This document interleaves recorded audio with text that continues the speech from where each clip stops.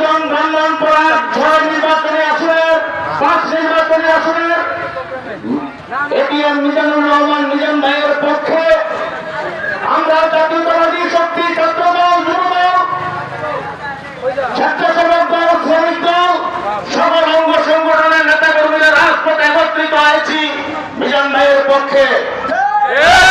আমরা দলের বিরুদ্ধে সৈনিক, আমরা দলের বিরুদ্ধে নই, দলের সিদ্ধান্তের বিরুদ্ধে নই। তবে হরিজন ব্রাহ্মণপাড়ার দীর্ঘদিন পথ চলার সাথী নিরীহ নেতা কর্মীদের স্থান পেতে এটিএম মিজানুর রহমান সাহেব এই জনপদে যে শ্রম ঘাম মেধা হত্যা ফিরিয়ে দিয়েছেন, আমরা তার জন্য এই আসনের নমিনেশন দাবি করতেই পারি, দাবি করাটাই আমাদের অধিকার।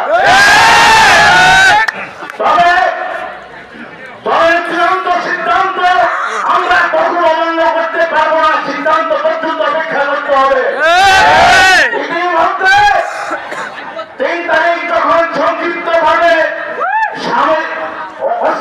অস্থায়ী নাম ঘোষণা করা হয়, এই জনপদের বিভিন্ন নেতা কর্মীদের বাড়ির সামনে ফটকাবাজি হুন্ডার গিয়ার বাজিয়ে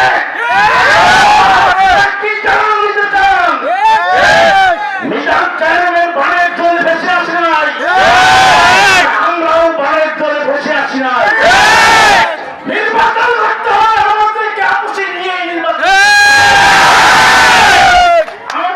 আমাদেরকে বিধানসভা বাদ দিয়ে নির্বাচনের চিন্তা করবেন না। আমরা কোনো লাভ পাচ্ছি না, কারো তুলিতে পড়ে যাব, রাজপথে বেড়ে উঠেছি, এই রাজপথে জবাব দেবো। আমাদের কোন নেতা কর্মীদের সাথে কোনো শৃঙ্খল উৎসাহমূলক আচরণ করবেন না, অনুরোধ করা। এই বলে আমি আমার সংক্ষিপ্ত বক্তব্য শেষ করছি। বাংলাদেশ জাতীয়তাবাদী দল জিন্দাবাদ, শহীদ প্রেসিডেন্ট অমর হোক, বেগম খালেদা জিয়া জিন্দাবাদ, তারুণ্যের অহংকার আগামী রাষ্ট্রনায়ক তারেক রহমান জিন্দাবাদ। আসসালামু আলাইকুম।